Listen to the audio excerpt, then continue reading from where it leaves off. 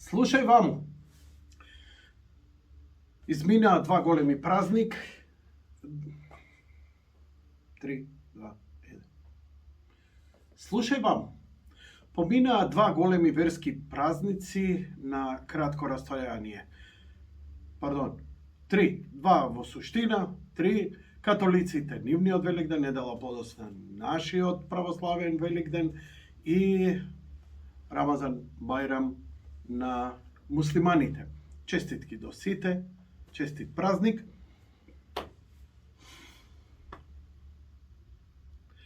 Знаете што, има неколку работи кои ме одново сечи, сепак ми смета мастиката. Слушај вам, збирно, зипувано, честити празници на сите. Христијани, католици, православни, муслимани. Имено деноиве некои небулозни работи, може би не поврзани со нашава политичка сцена, но мене едноставно не ми дава мир и морам да си го искажам својот став околу целава работа. Прво, луѓе се бунат, календарите, практични причини, непрактични причини, што треба да се слави, што не треба. Знаете, еве да ви го кажам накратко како ја ги гледам работите. Имено, знаете што, има многу религии, има многу верувања. И да ви кажам едно искрено, сите веруваат дека се во право. Но тоа е просто невозможно. И секој мисли за себе дека е во право. Апсолутно е невозможно. Да знаеш дека си потполно во право, треба да ја знаеш суштата вистина. Бидејќи никој не ја спознал и нема да ја знае што е Бог, но ги знаеме неговите дела. Следствено на неговите дела, ние ги прославуваме на некаков начин.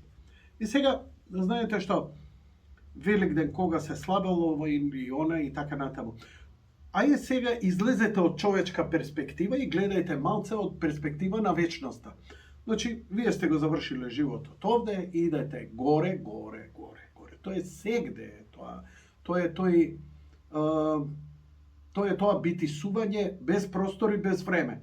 Живееш и сега и во иднината и во минатото во исто време. И погледнуваш сега у еден момент на нас, напатени кутри души кои се мачиме во време и простор, и затоа имаме искушенија што сме направиле, па да се покаеме, па се исчистуваме, па колку можеме од себе да зачуваме за во вечноста. Добра идеја, нели, ако го вулгаризирам христијанството или секоја религија на некој начин. Но во еден момент се прашувам како нам им изгледаме ним. Пази, Великден е ден кога ни е обзнането на нас луѓето дека постои вечен живот, дека смртта не е крај. И тука нема што можеме да вапцаме или да не вапцаме, но ништо не е битно. Битно е верувам. Верувам искрено со љубов, како што искрено сакаш некого, така искрено треба да веруваш. Уште ако така можеш Бог да го сакаш, ти си монах, ти си просветлено лице. Но ние си ја сакаме ракијата, си ја сакаме партијата, си ги сакаме паричките, све сакаме, само Бога не го сакаме. Не се. Знаете, сите зборат за тој вечен живот, што е, како е и така натаму. Не можеме да го спознаеме. 3D сме ние, имаме простор, имаме време. Ја ова дур сум го кажал, веќе изминало што сум кажал и така натаму. Таму е малку поинаку, многу поинаку. Тој свет и тие сите што биле тука и се спасиле и се таму, во исти момент ме гледаат и сега, и вчера, и денес, и утре, и така натаму. Така и го доживуваат, ја доживуваат најголемата прослава на универзумот, имено доказот дека сме вечни, дека вечен живот постои. А тоа на најдобар начин, како? Да не убедува тешко дека ќе проđвакавме. Што сме проđвакале ние? Ние можеме да проđвакаме промена на име, промена на устав, промена на Бехтел, ово, она, такви работи нешто ние можеме да проđвакаме. Ама некој да дојде и да ти каже, слушај, имам вечен живот. Важи, мали, ајде. Добре. Ама јас сум, добре, нема проблем. Да го видиш ти, тој да ти го збори. Да го видиш на твои очи. У најголеми, златна душа, го знаеш, греф нема. Го убиваат пред тебе, го закопуваат и после 3 дена воскреснува. И ти се појавува со ново тело, едно светлечко, нешто што вау, сваќаш дека доаѓа од вечноста, знаеш дека е таа енергија толку силна и моćна и јака. И сега си викаш, чекај бе, па стварно има. Но што ако се појави на сите у исто време? Така, им се појави, како што им се појавил на апостолите. Па апостолите нас не убедуваат. И сега кој ќе им поверува нив? Кој нема. Но бидејќи заради својот подвиг, заради својата вера, заради својата љубов кон Христос, кон Бога, ние им веруваме. И се зашто Бог не ни се појави и ни каже, дечки, ало, прво не е рамна, второ, ја постојам, еве ме гледате. Затоа што, знаеш како, би сакал ти да бидеш со жена што ќе прислониш пиштол на глава и ќе речеш ти има да ме сакаш. И таа ќе рече, добро, ќе те сакам. Има перверзњаци кои тој им одговара. Ама знаете како, ако некого искрено сакаш и го љубиш, ти треба искрен, не ти треба уплашен. Не, на Бог не му требаме ние уплашени, убедени и шамарами. Бог ќе ме казне, верувам у тоа. Не бе, ало бе, шефе, ништо не си радил, полека малце. Секој ден во вечноста, секој ден во вечноста, а нема ден. Еден е, ние имаме 7 дена, 8 ден постои, тој е тој вечниот ден. Невечерен го викате, затоа што никогаш не се стемнува. Нема промена, тамо е вечна светлина, божествена. Тогаш го чувствуваме единството со Бога. Сите сме заедно, све ни е јасно. И секој ден е Великден, и секој ден е Божик, и секој ден е празник. Дали ние ќе го славиме овде, заедно, или... Јас стварно не гледам што на Бог тоа би му менувало датумот. Ајде да видиме се овие македонци 12 дали ќе излезат со свеќи, дали ќе се кршат со јајца. Не бе, најан ќе те гледа. Децава мои се сакаат ли бе? Децава мои дали се почитуваат? Децава мои дали прават добрини? Децава мои дали се со љубов? Иако се он е среќен, зошто? Затоа што ќе му се вратиме нему. Татко ќе ми се врата децата. На сила, у пранги, ниеден татко не си ги сака децата. Ниеден сопруг не си ја сака робинка жената на сила да го сака. А совршен татко и совршената љубов не го барат од нас. Така што многу се припотресуеме на небитни работи. Како биле обичаите, дали да амкаме со јајца, дали да овакво се правеле, зошто? Нешто магиски ќе го прелажеме Бога да добиеме нешто подобро? Или знаете од кај потекнува тоа? Од невера. Не веруваш дека Господ постои, па мислиш дека со некаква магија нешто ќе придобиеш нешто од некого. Има некој кој го сака тоа и тој вика да, амкај со јајца, не пуштај машина, немој да исчистиш, седи у пепелото. Нонсенс, ништо. Бог од нас бара срце скрушено. Што значи? Скромност и љубов. Толку. Исповедам една црква, едно крштение за спасение, Оче наш ја знам, толку се бара. И сега ми се појавува црквата моја. Пред да кажам за црквата моја, прво да објаснам една работа. Што е црква?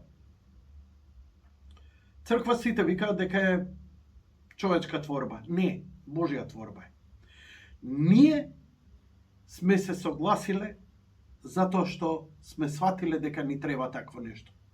Црква е место каде што ние сме се договориле кој ќе го држиме чисто, убаво, просветлено, за да се молиме.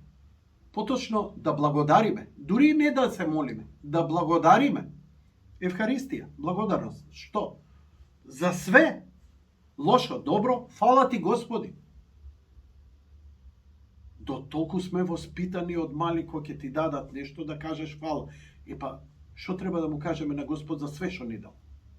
А поготово и кога ни дава лошо, секогаш и тоа најлошо што е пак за наше добро, за сеопшто добро. Пак така да нема избегнување, совршениот даровник на љубовта, совршениот дарител, совршено ни дава, треба да му благодариме колку можеме посовршено. И што е црква?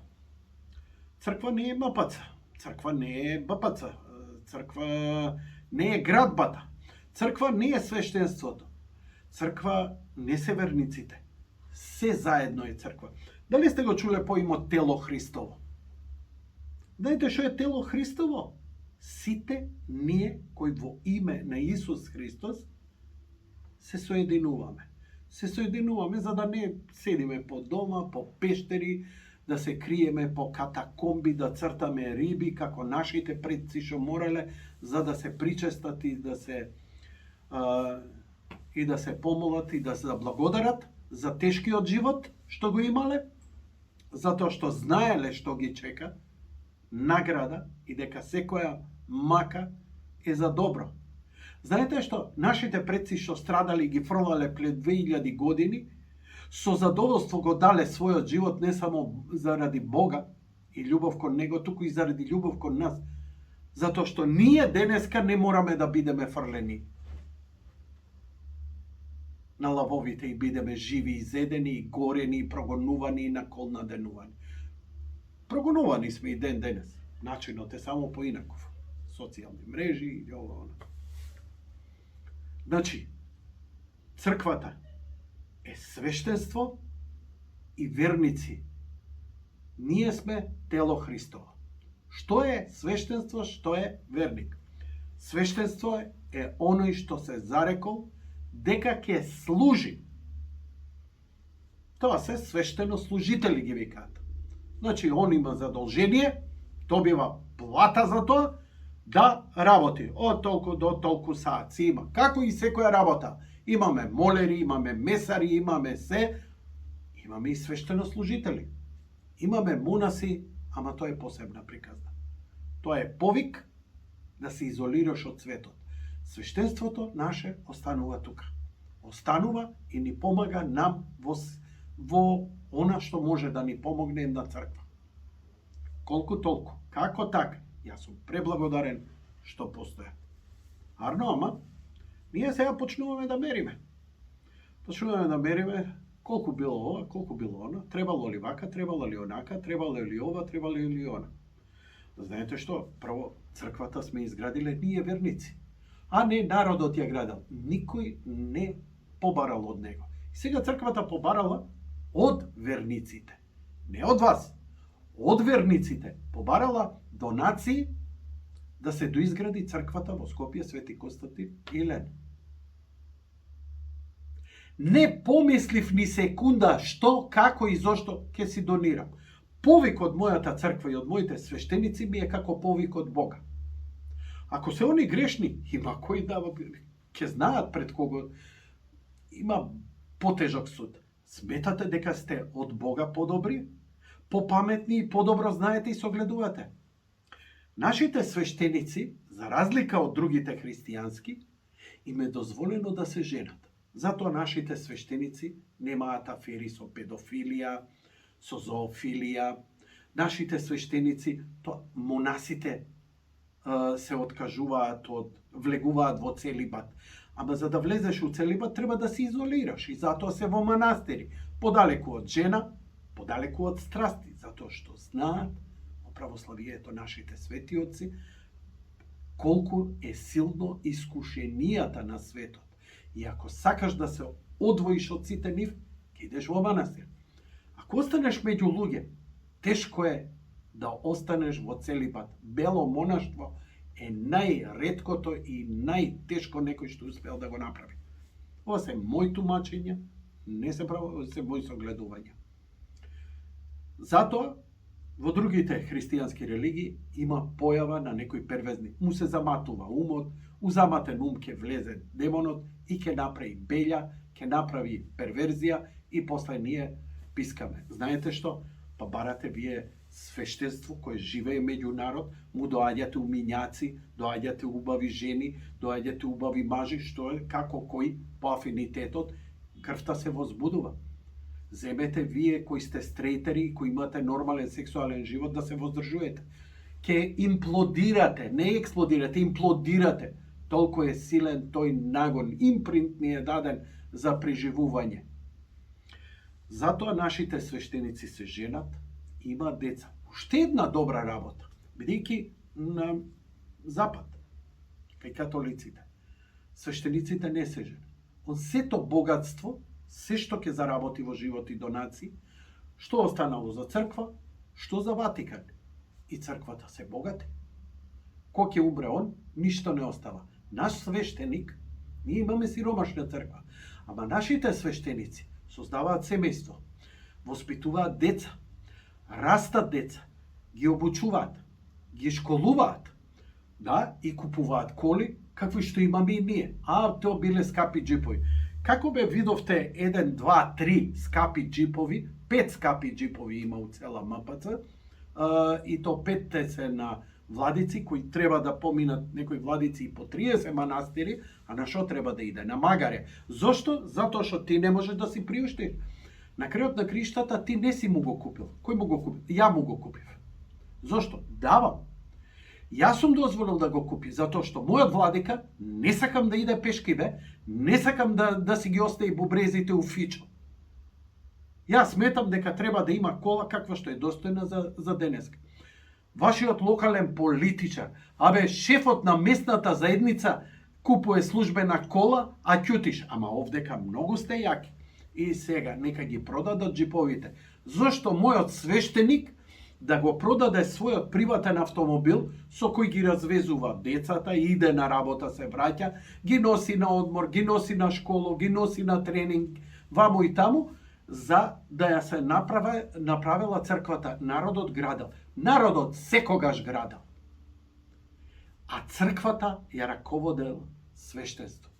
Можеш ти да си изградиш бе црква, ама нема да ти биде дел од МПЦ. Како тој и свештеник да ти служи и све. Не те треба се освети. Таа треба да биде дел од телото Христово. И сега вие пизма, ширење, што нашите свештеници се богати. Знаеш што? А најчесто ми доаѓаат овакви коментари од нашеве диаспора. Ало, сте ги виделе вашите свештеници таму што не смеете да им пишете затоа што е земјата домаќин на тие земји. Што све создаваат? Ватикан се цеди од злато и од богатство ваше собрано, ама не смеете да писнете. Овде е богатството, не е во црквата. Овде е во богатството во децата.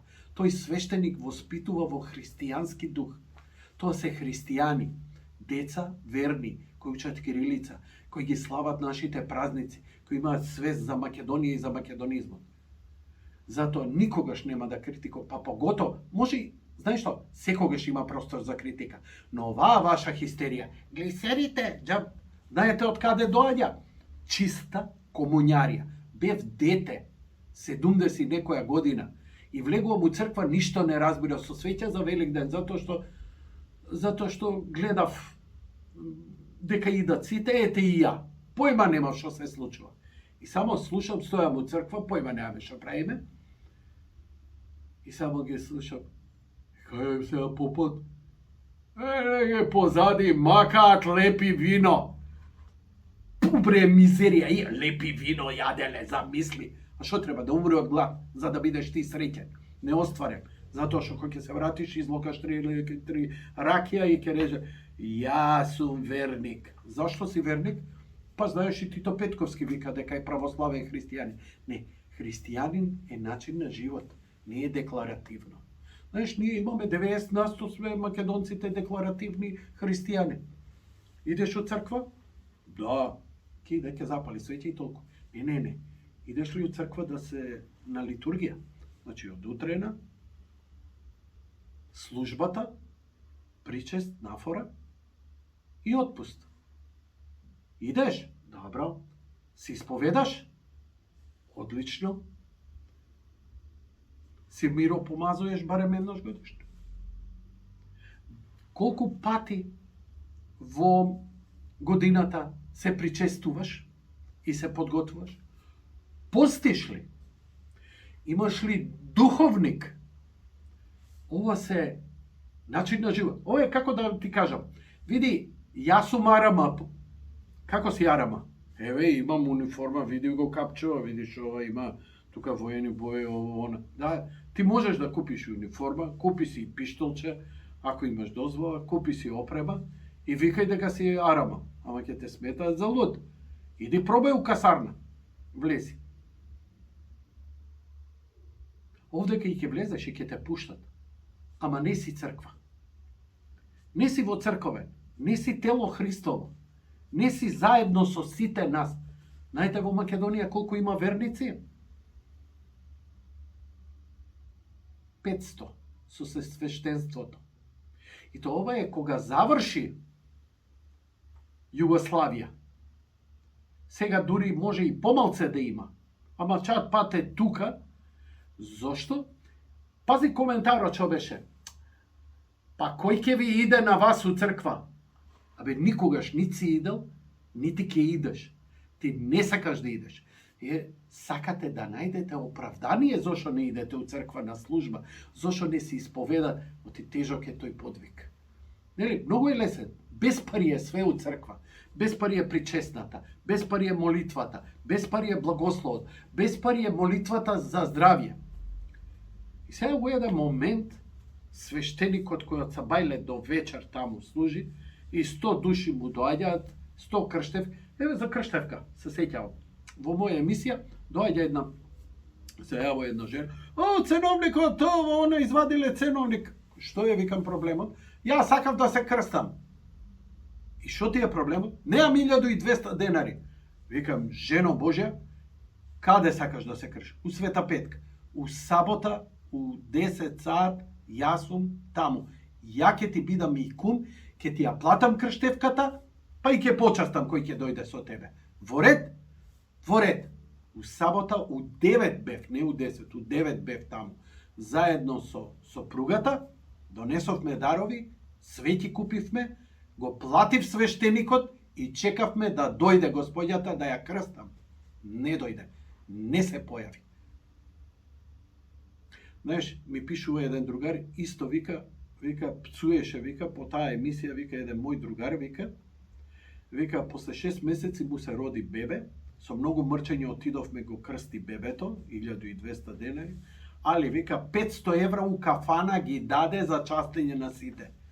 А викам, шо частел? Крстение. И сега му е проблем 1200 денари да плати за крштевката, али не му е проблем за 500 евра да части у кафане. Не, тоа е. Нам схарата и ракијата ни се Бог и све. Така да, 99% сме декларативни христијани. Дури и јас не сум христијанин. Знаете зошто? Знаете како стои во оние правилата кои се донесени на Васеленските собори? Знаете што е Васеленски собор? Треба да ви објаснувам дека е тоа Обединети нации на православието на христијанството и дека таму декларациите што се донесени е тоа за веки веков. И па таму вика 3 недели не се причести, си искачаш од црква. Не си веќе дел од црквата. А црквата сега не те прогонува. Порано ги прогонува. Колку? 3 недели не си причесте. Ајде, абе гитла. Па се тепале, молеле, плачеле, си исповедале. Воредно постеле за да се вратат, затоа што знаеле дека сгрешиле пред Бога и го сакале и го чувствувале. Денес не. Денес си сакаме едно, друго, трето, ракивчето, пивцето, ово, оно, вамо, тао и сето тоа. Затоа, драги мои, ние имаме храброст да исудиме на црквата, на свештенството. Но од друга страна, знаете што? Добро е. Знаете што? Фала ви. Бидејќи замисли па да фалевте. Да кажувавте добри работи. Знаете, повторно ја прогонуваат црквата наша и православието. Токму од вас, православните христијани, вие ги распнувате свештениците. Вие свештенството наше му осудивте дали било достојно или не. Дали се однесувало пристојно или не. Зашто?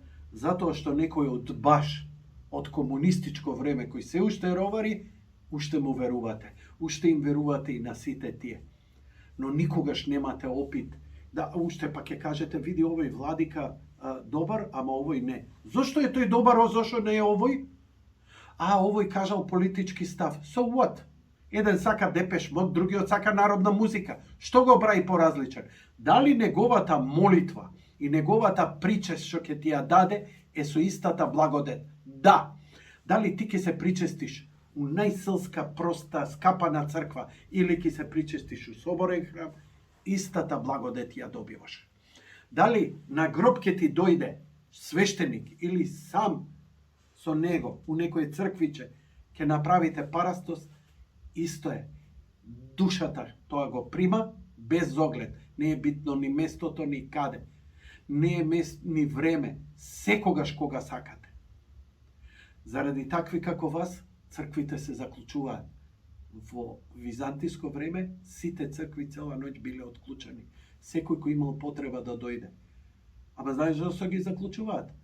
Затоа што влегувате, крадете, пиете, локате, повраќате, мочате. Да, тоа се случува. И јас сум благодарен што се сетиле, па барем ми го штитат мојот простор каде се, ми го штитат од идиоти. Заклучи, па ти лути се. И мене ми е драго што моите деца утре ќе растат со децата од мојот свештеник. Драго ми е кои не се измрцварени деца, туку се приучени деца, причестени деца, кои се продуховени деца,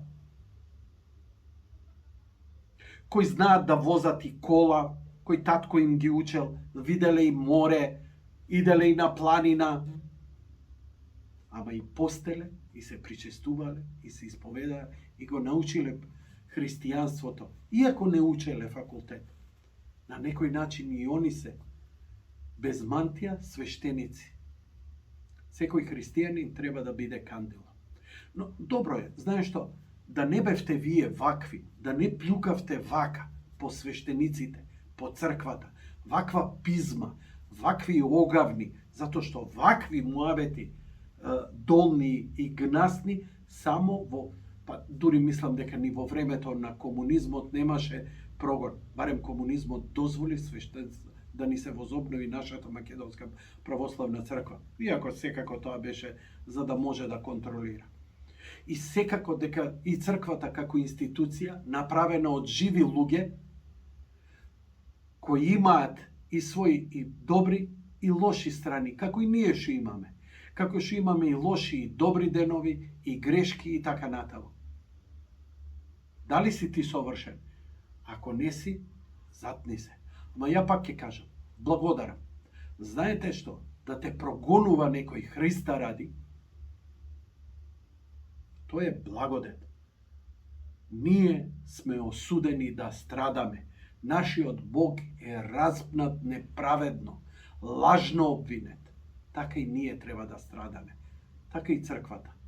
Како и да е, ја ви благодарам на сите за вашата писма. А тоа не значи дека нема да вратам малку, да ве боцнам и вас. Ама продолжете ве молам. Никој, ни еден верник не поколебавте, но си дадовте милион оправданија зошто вие не сте верник. И честитајте секому празници. И на муслимани, и на евреи, на сите вери, на сите религии.